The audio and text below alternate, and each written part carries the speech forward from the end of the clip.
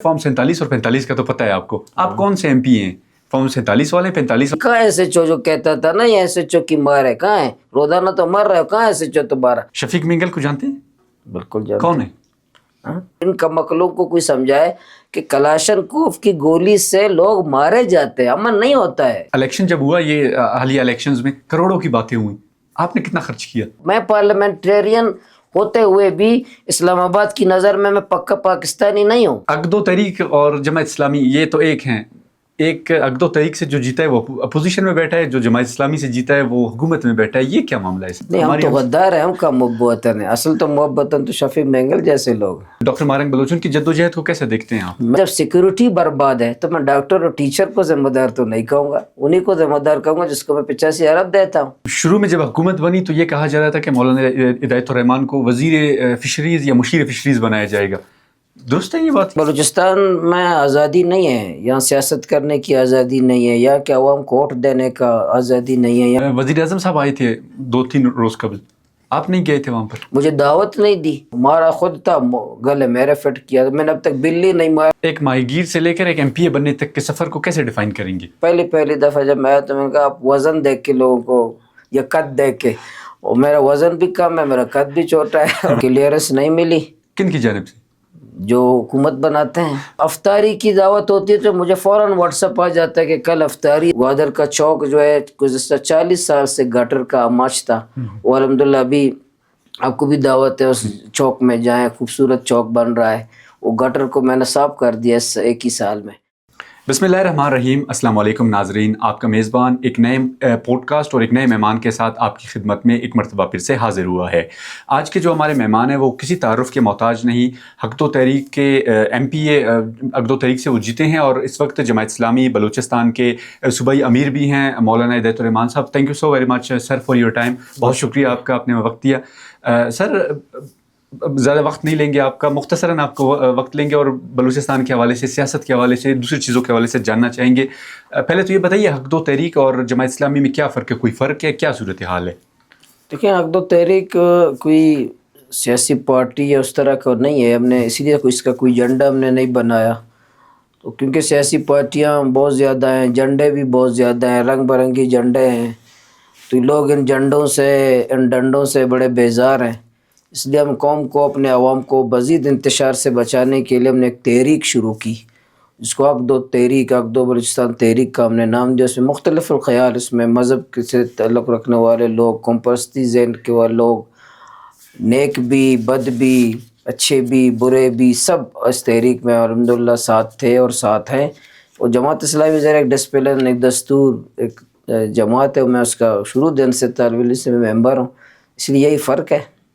Overall sir Balochistan की सियासत को कैसे देखते हैं आप? बलूचिस्तान असम्बली में तो आप कहते हैं बोलने नहीं दिया जाता, आपका और स्पीकर साहब का क्या मामला है? लेकिन बलूचिस्तान में आज़ादी नहीं है, यहाँ सियासत करने की आज़ादी नहीं है, यहाँ के अवाम को वोट देने का आज़ादी नहीं है, यहाँ बोलने की आज़ादी नहीं है, यहाँ तो अभी सफ़र करने की भी आज़ादी नहीं है, यहाँ रोज़गार आप नहीं कर सकते बलूचिस्तान में, यहाँ कानून साजी आप ख़ुद नहीं कर सकते, असम्बली के अंदर बोलने, बाहर भी नहीं बोल सकते। तो एक कैद खाना है बलूचिस्तान, एक कैद खाना मैं इसको कहता हूँ, बड़े बड़े उसमें एक मच जेल है। बलूचिस्तान भी एक बड़ा जेल है जिसमें बस लोग घूमते फिरते ज़रूर हैं लेकिन कैदी की तरह है, और पार्लियामेंटेरियन भी कैदी हैं, सियासी जमातें नाकाम हो चुकी हैं, मफलूज हो चुके हैं, वो उनके वर्कर बेचारा परेशान है। बाकी मेरा और स्पीकर साहब का कोई बड़ा मसला नहीं है, लेकिन क्योंकि वो कैप्टन है, मैं एक सियासी कारकुन हूँ। हाँ, तो आपको बोलने नहीं दिया जाता, इसकी क्या वजह है? आप अक्सर ये फ्लोर पर भी शिकवा करते हैं कि बोलने नहीं दिया जाता, बारी नहीं दी जाती, जब बोलते हैं तो माइक ऑफ कर दिया जाता है, पता नहीं क्या आपको असेंबली में देखा होगा, जो जिसके नाम के साथ सरदार या नवाब लिखा होता है उसको कोई नहीं टोकता है।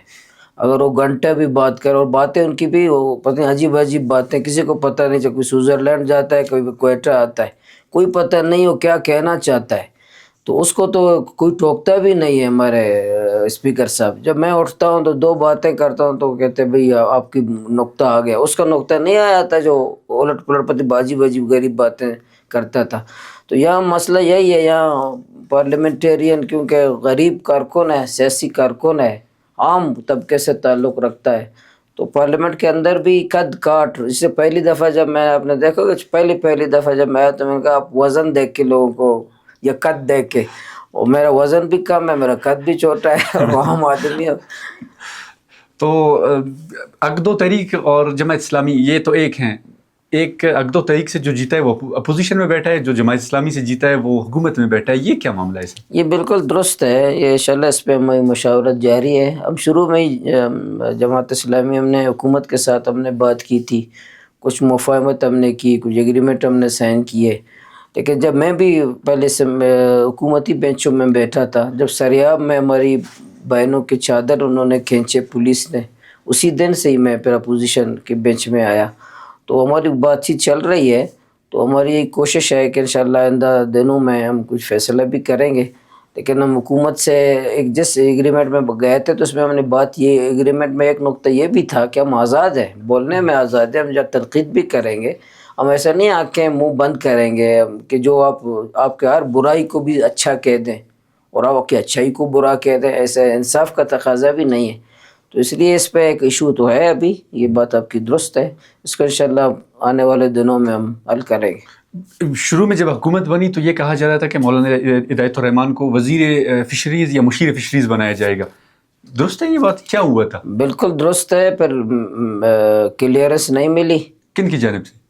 جو حکومت بناتے ہیں، حکومت توڑ دیتے ہیں، ان کو کلیئرنس نہیں ملی.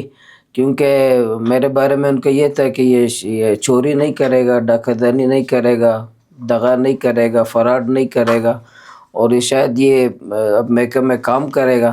اس لیے یہاں وزارت کے لیے جو شرائط ہیں یا اس آج کے ماحول میں جو ایک وزیر بننے کی جو شرائط ہیں اس میں پورا نہیں اترتا تھا. تو اس وجہ سے آپ کے اور ان کے اختلافات شاید مزید بڑھ گئے. مجھے کہا گیا کہ آپ کی کلیئرنس آپ کو نہیں ملا ہے. تو میں نے یہی کہا کہ میں ایسی وزارت جو کلیئرنس کے ساتھ اور کوئی ضابطے کے ساتھ، کوئی پابندی کے ساتھ، اور میں ایک سیاسی کارکن اور میری کلیئرنس کوئی میرا ملازم مجھے دے، تو ایسی وزارت میں نے ان کے سامنے کہا تھا کہ ایسی وزارت پہ میں لعنت بھیجتا ہوں. شفیق مینگل کو جانتے ہیں؟ بالکل جانتا کون ہے؟ ہاں، وہ ہمارے وارڈ کے ہیں اور ان کے ابو گورنر رہے ہیں اور ہمارے محب وطن ہیں، سرکار کے آدمی ہیں. محب وطن کون سا؟ میں اور آپ وہ والے یا نہیں، ہم تو غدار ہیں. ہم کا محب وطن ہے؟ اصل تو محب وطن تو شفیق مینگل جیسے لوگ. تو مارنگ بلوچ کی جو ڈاکٹر مارنگ بلوچ، ان کی جدوجہد کو کیسے دیکھتے ہیں آپ؟ میں تو دیکھیں ڈاکٹر مارنگ ہماری بیٹی ہے. وہ جب سے اس نے ہوش سنبھالا وہ سڑکوں پہ تھی. اس کے ابو لاپتہ تھے، بعد میں ابو کو مارا. اور اس گھر میں ایک لاپتہ مسنگ پرسن کے ایک فیملی سے تعلق رکھتی ہیں. وہ ان کی کس ماحول میں پہلے بڑھے ہیں تو وہی اندازہ ان کے گھر والوں کو ہوگا. اس کے مطالبات تمام جائز مطالبات ہیں، آئینی مطالبات ہیں، قانونی مطالبات ہیں، کوئی غیر آئینی بات نہیں ہے. اگر کوئی سخت بات اگر ان کے زبان سے بھی نکلتی ہے تو جس ماحول میں وہ پلی بڑھی ہے، جبر کے ماحول میں، تو یہی ہوگا. ان کے جو مطالبات ہیں یا ان کا احتجاج، آپ نے اکثر و بیشتر ہم نے دیکھا ہے کہ ہم نے حمایت کی ان کی. گوادر میں جو جلسہ تھا اس میں بھی آپ نے حمایت کی ان کی، اور بھرپور جدوجہد احتجاج میں اور جلسے میں شرکت کی بھی آپ نے اپیل کی. تو ابھی جو وہ احتجاج کرتے ہیں، دھرنے دیتے ہیں، آپ کی وہ باتیں اوپر نیچے نظر آتی ہیں، اس کی کیا وجہ ہے؟ نہیں، میری باتیں اوپر نیچے نہیں ہیں. دیکھیں ان کا اپنا طریقہ کار ہے، میرا اپنا طریقہ کار ہے. شاید تو پارلیمنٹ نہیں مانتی، میں پارلیمنٹ مانتا ہوں. اور لیکن مطالبات ان کے آپ نے نہیں دیکھا کبھی انہوں نے میری حمایت کی ہو. لیکن میں تو ہر پلیٹ فارم میں ان کی حمایت کرتا ہوں، کیونکہ میں سرزمین کے جس بچہ ہوگا یا بچی ہوگی میرے سرزمین کی بات کرے گی، میں ان کی حمایت کروں گا. اور میری حمایت کرے یا نہ کرے کوئی بڑا اتنا ویلیو ہے کہ اہمیت نہیں رکھتا. میں ان کو سپورٹ بھی ہر جگہ میں نے کی ہے. گوادر میں میرے کارکنان نے میں نے سپورٹ کی ہے. جب مشکل وقت آتا ہے تو میں بالکل ان کے ساتھ کھڑا ہوتا ہوں. اسمبلی فلور میں بھی میری بچیاں ہیں تو ان کے مطالبات بھی جائز ہیں. لیکن فیصلے وہ کرتے ہیں، وہ آزاد ہے اپنے فیصلوں میں. جب وہ فیصلے وہ کرتے ہیں ظاہر وہ کرے گا، لیکن میں ان کے مطالبات کی حد تک دیکھتا ہوں کہ ان کی باتیں کیسی ہیں. سر، بحیثیت سیاسی کارکن بلوچستان اسمبلی کو کیسے دیکھ رہے ہیں آپ؟ بالکل مفلوج ہے، بے بس ہے. اس کے قراردادوں کی کوئی اہمیت نہیں ہے، کوئی تقریروں کی کوئی اہمیت نہیں ہے، وہاں کے قانون سازی کی کوئی اہمیت نہیں ہے، وہاں بات کی کوئی اہمیت نہیں ہے. دیواروں سے ٹکراتے ہیں، پھر ہمیں پھر آ کر کے ہم مل جاتے ہیں.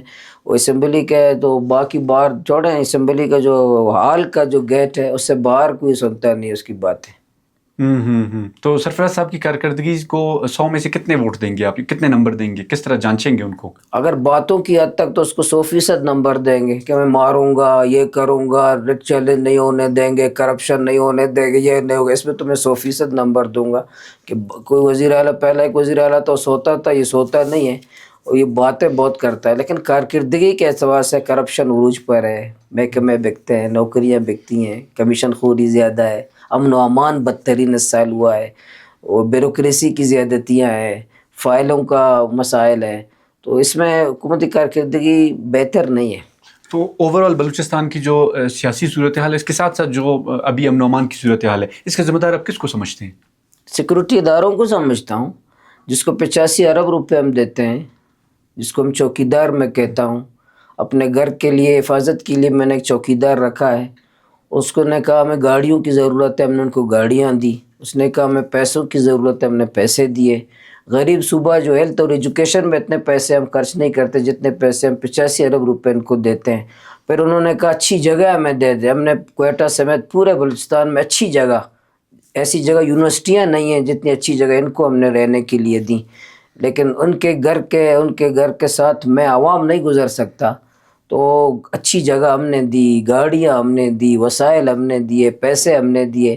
تو میں ان کو ذمہ دار کرتا ہوں. بلوچستان کا اگر ایجوکیشن تباہ ہے تو سیکورٹی ادارے والے ذمہ دار نہیں ہیں، ٹیچر ذمہ دار ہے. اگر بلوچستان کے ہاسپٹل برباد ہیں، سیکورٹی ادارے کوئی ذمہ دار نہیں ہے، ڈاکٹر ذمہ دار ہے. لیکن جب سیکورٹی برباد ہے تو میں ڈاکٹر اور ٹیچر کو ذمہ دار تو نہیں کہوں گا، انہیں کو ذمہ دار کہوں گا جس کو میں 85 ارب دیتا ہوں.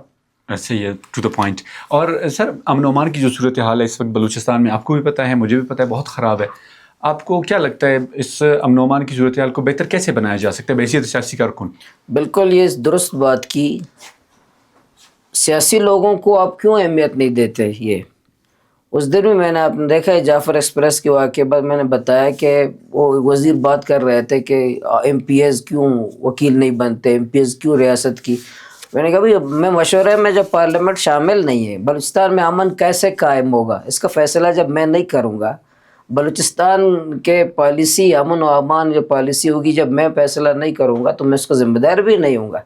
تو بلوچستان میں سیاسی قیادت کو، جب تک پارلیمنٹیرین کو ان کی بات نہیں سنی جائے گی، بلوچستان کے لوگوں کی بات نہیں سنی جائے گی، یا سیاسی کارکن کی بات نہیں سنی جائے گی، جب یہ پالیسی ہوگی کہ میں بندوق کے زور پر لوگوں کو غلام بناؤں گا، بندوق کے زور پر حقوق کی تحریکوں کو میں وہ کروں گا، سیاسی کارکنوں کو غدار کا لقب ہوگا، ڈیتھ اسکواڈ کی سرپرستی کی جائے گی، پارلیمنٹ کو مفلوج کیا جائے گا، یا جن کا سیکورٹی کا آئینی کام ہے بارڈر سنبھالنا، یا اپنے آئینی کام وہ سر انجام دیں. سیاسی کام کرنا، حکومت چلانا، عوام کو مطمئن کرنا ہمارا کام ہے. اور طاقت کی زبان دیکھیں، یہ جو کلاشنکوف ہے، اس لیے ایک امن کیسے کام، یہ ان کمقلوں کو کوئی سمجھائے کہ کلاشنکوف کی گولی سے لوگ مارے جاتے ہیں، امن نہیں ہوتا ہے. یہ کلاشنکوف موت دیتا ہے، زندگی نہیں دیتا ہے. کون سے کلاشنکوف کے بنایا ہی اس نے موت کے لیے؟ یہ موت سے امن نہیں آتا، زندگی سیاسی کارکن دیتے ہیں، امن سیاسی کارکن دیتے ہیں. جب تک سیاسی کارکن اور پارلیمنٹ اور پارلیمنٹیرین کو بلوچستان کے لوگوں کے ساتھ مشاورہ نہیں ہوگا، وہ بندوق کی، گالی کی، گولی کی زبان پہ بات کی جائے گی، تو بلوچستان کے حالات بدتر ہوں گے. وزیر اعظم صاحب آئے تھے 2-3 روز قبل، آپ نہیں گئے تھے وہاں پر؟ مجھے دعوت نہیں دی. تمام ایم پی ایز کو دعوت دی، سب کو انہوں نے فون کیے، سب کو واٹس اپ کیے.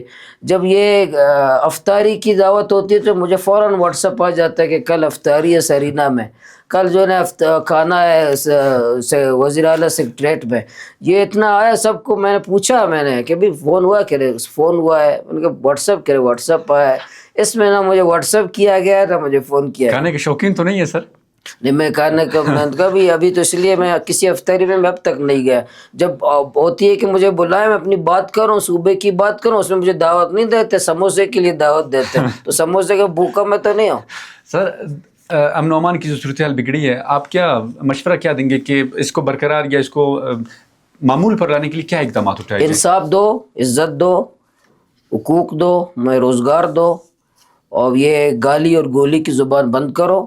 یہ جو طاقت کے گمنڈ ہے کہ ایس ایچ او کی مار ہے, ریڈ قانون چیلنج نہیں ہونے دیں گے, فی الحال یہ کہاں ایس ایچ او جو کہتا تھا نا یہ ایس ایچ او کی مار ہے, کہاں ہے, روزانہ تو مر رہے ہو, کہاں ایس ایچ او تمہارا. یہ جو لہجے ہیں, رویے ہیں, یہ ختم کرو, لوگوں کے ساتھ بیٹھو, پارلیمنٹ ہماری بات سنو. ہمیں صوبے کے رہنے والے ہیں بھائی, یہاں کا پہاڑ میں جانتا ہوں, یہاں کے لوگ, یہ جو پہاڑ میں نوجوان ہیں وہ بھی میرے بھائی ہیں, میں ان کو جانتا ہوں, میرے رشتہ دار ہیں, میرے قوم ہے, میرے سرزمین کے ہیں, میرے بچے ہیں, تو ان کے ساتھ میں تعلق میں رکھ سکتا ہوں. کوئی باہر کا بندہ آ کر کے جو ہے نا کس طرح ان کے ساتھ سلوک کر سکتا ہے. اس لیے جب تک طاقت کی زبان, گمنڈ, تکبر, غرور, یہ جو لہجے ہیں یہ ختم نہیں ہوں گے, جب انصاف آپ نہیں دیں گے, عزت نہیں دیں گے. ہم بلوچستان والے عزت مانگتے ہیں, آپ جو ہے نا چوک چوروں پر ہماری ماں باپ کو گالیاں دیتے ہو, ہمیں چوتھی درجے کا شہری سمجھتے ہو, ہمیں پاکستانی, ہماری پاکستانیت مشکوک ہے. میں پارلیمنٹرین ہوتے ہوئے بھی اسلام آباد کی نظر میں پکا پاکستانی نہیں ہوں, میری پاکستانیت پہ بھی شک کرتے ہیں. میں لاکھ کہوں شناختی کارڈ لہرا کے بھی دیکھا پھر بھی مجھ پہ شک کرتے ہیں. میں بطور پارلیمنٹرین گوادر میں بھی جو اپنے گھر جا, میں ہزاروں ووٹ لیا ہے, لوگوں نے مجھے منتخب کیا ہے, آج بھی اپنے گھر جاتے ہوئے میں اپنا شناخت آج بھی کراتا ہوں کہ میں گوادر کا ایم پی اے ہوں. پھر کہتے ہیں میں میجر صاحب سے پوچھ کے بتا, وہ میجر کہاں کا ہے, وہ ملتان کا ہے. یعنی ملتان کا میجر آج بھی گوادر کا ایم پی اے ملتان کے میجر کے محتاج ہے گھر جانے کے لیے. تو کیسے یہ بلوچستان میں امن ہوگا, کیسے بلوچستان میں سکون ہوگا؟ تو اس لیے جب تک ہمیں اعتماد نہیں دے گا, عزت نہیں دے گا, روزگار نہیں دے گا, ہماری بات نہیں سنے گا, پارلیمنٹرین کو عزت نہیں دے گا, تو بلوچستان کے حالات اسی طرح رہیں گے. میں نے 20 نکات پہ تجاویز حکومت کو دی ہیں, حکومت وزیر اعلیٰ کو دیے ہیں, تمام ممبران کو دیے ہیں, پریس کانفرنس بھی کی ہے کہ بلوچستان میں اگر امن چاہتے ہو تو یہ بندوق کے جو آپ سن 48 سے بندوق چلا رہے ہو, بمباری آپ نے کی ہے, مریوں کو مارا, مینگلوں کو مارا, اکبر بگٹی کو مارا, دنیا بھر کا آپ نے بمباریاں آپریشن کیے, جو آج یہ حالت ہے کہ آپ اپنے آپ کا لیویز, آپ کا ایف سی, آپ کا سیکورٹی کوئی محفوظ نہیں, آپ کا ٹرین محفوظ نہیں ہے. یہ جو بندوق کے اثر اگر 70 سال کے بعد بھی وہی پالیسی, بندوق والی پالیسی آپ اختیار کرنا چاہتے ہیں, تو یہ بندوق والی پالیسی, مشرف والی پالیسی ناکام ہو چکا ہے. اس لیے محبت کی زبان پہ بات کرو. یہ کہتے ہیں زبان کی طاقت کا استعمال کرو, طاقت کی زبان استعمال مت کرو. مولانا صاحب, ایک دور میں آپ کو اقدام قتل کے الزام حراست میں لیا گیا تھا, تو وہ کیس کہاں پہنچا؟ وہ ختم ہو گیا, میں الحمدللہ بری ہو گیا. وہ اب تک ابھی 16 ایف آئی آر تھے مجھ پر, ابھی 2 باقی ہیں. 14 سے میں بری ہو چکا ہوں, اس 302 کے مقدمے سے بھی بری ہوں. مارا خود تھا, گلے میرے فٹ کیا, میں نے اب تک بلی نہیں مارا ہے, مجھ پہ فرد کیا جو ہے نا وہ قتل پہ مجھے اندر کیا. اتنے ظالم لوگ. تو گوادر کی تاریخ میں سب سے بڑا اجتماع, یہ کریڈٹ آپ کو جاتا ہے کہ آپ نے سب سے زیادہ خواتین بھی اکٹھے کیے ہیں, تو ان لوگوں کو جمع کیسے کیا آپ نے؟ سیاسی لوگ پوچھتے ہیں یہ کہ مولانا کے پاس کون سی ایسی وہ ٹرک ہے, کیا ہے جو اتنے زیادہ خواتین اکٹھے کر لی, وہ بھی گوادر میں؟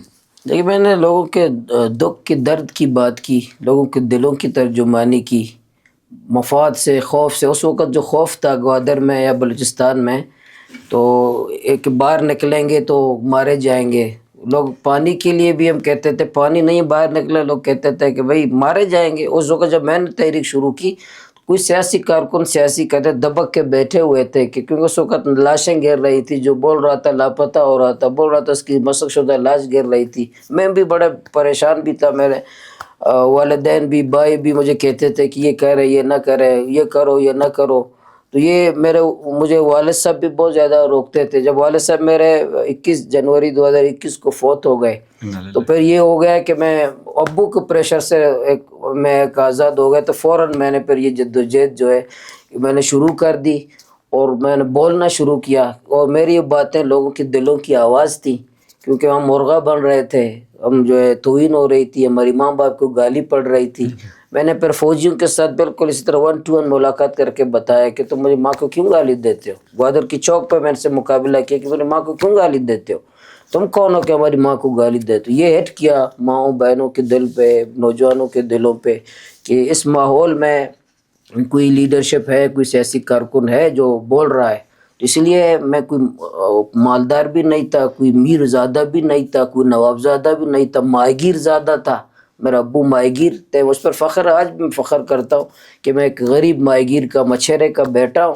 تو لوگوں نے میروں نوابوں سرداروں کے مقابلے میں غریب کا ساتھ دیا، اور اس لیے ساتھ دیا کہ لوگوں نے محسوس کیا کہ ہمارے دکھ و درد کی بات مولانا کر رہا ہے۔ مولانا صاحب، ایک ماہی گیر سے لے کر ایک MP بننے تک کے سفر کو کیسے ڈیفائن کریں گے؟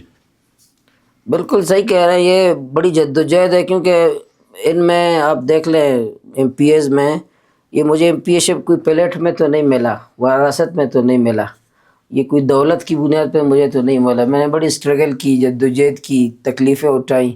20 سال پہلے جو میں 25 سال پہلے جدوجہد کی، مایوسی ہوا، میں اسی گوادر کے چوک پہ 5 لوگوں سے بھی میں نے خطاب کیا، سامنے کھڑے ہوتے تھے، 5 بندے ہوتے تھے، میں اپنی تقریر کرتا تھا، لیکن میں نے کبھی مایوس نہیں ہوا کہ 5 بندے ہیں، میں لوگوں کی بات کر رہا ہوں، کوئی ساتھ میرا نہیں دیتا، 5 بندے ہوتے ہیں، 10 بھی نہیں ہوتے، اس 5 کے لیے بھی مجھے 100 روپے کا کارڈ موبائل میں ڈالنا پڑتا تھا کہ بھی آ جاؤ، میں تقریر کروں گا گوادر کے فلان چوک پر۔ لیکن 20 سال میں یہ کرتا رہا، 20 سال میں مایوس نہیں ہوا، لوگوں نے مایوس کیا لیکن میں کبھی مایوس نہیں ہوا۔ اور یہ جو مجمع تھے، یہ میں نے خواب میں بھی 10 سال پہلے دیکھے تھے کہ میں ہزاروں لاکھوں لوگوں سے خطاب کر رہا یہ علامہ ہوں، اقبال کا خواب تو نہیں تھا سر؟ چوکوں پہ خطاب کر رہا ہوں، میں یہ ویژن تھا کہ میں خدا کرے قوم کو نکال سکوں، اپنے جدوجہد کے لیے، مزاحمت کے لیے نکال سکوں۔ تو الحمدللہ طویل جدوجہد تھی، میں مایوس نہیں ہوا، اللہ کی ذات پہ مجھے یقین تھا، قوم پہ یقین تھا۔ تو ماہی گیر کا ایک غریب کارکن، میں کونسلر کا الیکشن لڑا، میں ہار گیا، کونسلر کا جو اپنے گھر سے، میرے لوگوں نے مجھے کونسلر کے لیے منتخب نہیں کیا، لیکن ایسا وقت ہے لوگوں نے مجھے MPA کے لیے منتخب کیا، لیکن میں نے قوم کو کبھی تانا نہیں دیا، قوم کو تنقید میں نے نہیں کی، میں نے اپنی خامیوں کا جائزہ لیا کہ قوم میں کوئی خرابی نہیں ہے، بزدل ہو میں نے قوم کو مایوس کیا ہے۔ تو اس لیے یہ تو، لیکن میں پارلیمنٹ میں جب آیا ہوں تو میں قید محسوس کر رہا ہوں۔ پارلیمنٹیرین کا پہلا ہدایت الرحمان شاید قدر بہت آزاد تھا، وہ اچھا تھا، تو میں پارلیمنٹ میں آؤں، شاید میں کوئی ایسے لگ رہا جیسے کوئی قید، بے بس، جیسے کوئی کچھ نہیں کر سکتا ہو۔ یہ جو پارلیمنٹ کا آنا ایک میرا تجربہ ضرور ہے، لیکن میرا اندازہ یہی ہے کہ ایک مزاحمت کار ہدایت الرحمان ایک MPA سے زیادہ اچھا ہے۔ ہاں، مزاحمت کار ہدایت الرحمان کی آپ کو اس کی تلاش ہے۔ مولانا صاحب، الیکشن جب ہوا، یہ حالیہ الیکشنز میں کروڑوں کی باتیں ہوئیں، آپ نے کتنا خرچ کیا؟ میں نے خرچہ میرا زیادہ نہیں ہوا، میں جو بھی خرچہ کیا میری قوم نے خود کیا ہے۔ 120 میرے پولنگ اسٹیشن ہیں، سب لوگوں نے خود برداشت کیے، ٹرانسپورٹ کے خرچے خود لوگوں نے برداشت کیے، کھانے کے خرچے لوگوں نے خود برداشت کیے۔ اس لیے میرا کوئی ایک سچ خرچہ کیونکہ میں پیسہ ایک دو کہ دے نہیں سکتا تھا، میرے زیادہ خرچے نہیں، لاکھوں ہوئے ہوں گے، وہ لاکھوں بھی لوگوں نے دیے۔ گوادر کے حوالے سے مولانا صاحب بتائیے گا، ڈیولپمنٹ کہاں پہنچی، ڈیولپمنٹ ہو رہی ہے نہیں ہو رہی؟ بہت سارے پولیٹیکل پارٹیز کے خدشات تھے، ان خدشات کو آپ کیسے دیکھتے ہیں؟ اوور آل گوادر کی کیا صورتحال ہے؟ لیکن بالکل صحیح کہہ رہے ہیں، گوادر پورٹ 2002 میں بنا، ہمیں بتایا گیا کہ گوادر پورٹ جو ہے اس کی وجہ سے پورا پاکستان ترقی کرے گا، گوادر ترقی کرے گا، صوبہ کرے گا، لیکن بدقسمتی سے گوادر کے عوام ترجیحات میں نہیں تھے، مچھروں کی کالونیاں ترجیحات میں نہیں تھیں، اولڈ گوادر ترجیحات میں نہیں تھا، جو مچھروں کی بستیاں تھے وہ ترجیحات میں نہیں تھے، بلڈنگ تو بنائے گئے، بڑی بڑی 4 دیواریاں تو بنائی گئیں، لیکن اولڈ گوادر ترجیحات میں نہیں تھا۔ گوادر کا صاف پانی لوگوں کو ملے، یا بہترین صاف ستھرا گلی محلہ ملے، اچھی تعلیم ملے، علاج کی سہولتیں ملے، مچھروں کی زندگی بہتر کرے، ایسے والے سے کوئی منصوبہ بندی نہیں تھی۔ تو یہ سی پیک کے بھی باتیں ہوتے رہے، مشرف نے PC ہوٹل کا افتتاح کیا، وہ کہا گوادر عوام کے لیے تحفہ ہے، ہم نے کہا ہمیں PC نہیں چاہیے۔ تو ابھی ڈیولپمنٹ کے حوالے سے بھی جب سے 1 سال ہوا ہے، الحمدللہ ہم کر رہے ہیں، حکومت سے بھی بات کر رہے ہیں، فیڈرل لوگ آئے تھے ان سے بھی ہماری بات ہوئی، ایشوز ہیں، خدشات ہیں، ہمارے تحفظات ہیں، ہم کوشش کر رہے ہیں ابھی، کیونکہ ہماری ذمہ داری ہے، میں ٹھیک ہے اپوزیشن میں ضرور ہوں، لیکن پھر بھی میں ذمہ دار ہوں کہ گوادر کے عوام کے دکھ کو، درد اور تکلیف کو میں کم کر سکوں، کسی جگہ ملاقات میں، کسی جگہ لڑ کر کے، کسی جگہ نرم رویہ، کسی جگہ گرم رویہ کر کے اپنے گوادر عوام کے لیے میں فنڈ لے جا سکوں، گوادر عوام کے تکلیف کو کم کر سکوں۔ تو انشاءاللہ کوشش کریں کہ 2025 جو اولڈ گوادر ہے، جو گزشتہ 20-25-40 سالوں میں نہ بن سکا ہے، یہ 2025 میرا ہدف ہے کہ میں اولڈ گوادر بنا سکوں۔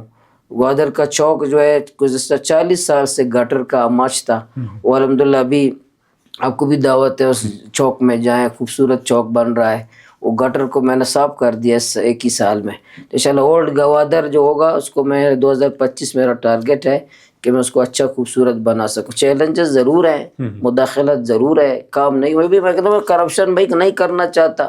اگر میرے بارے میں کرپشن ثابت ہو گوادر چوک میں مجھے پھانسی دے دو, لیکن کام مجھے کرنے دو بھائی, لوگوں کی خدمت تو کرنے دو.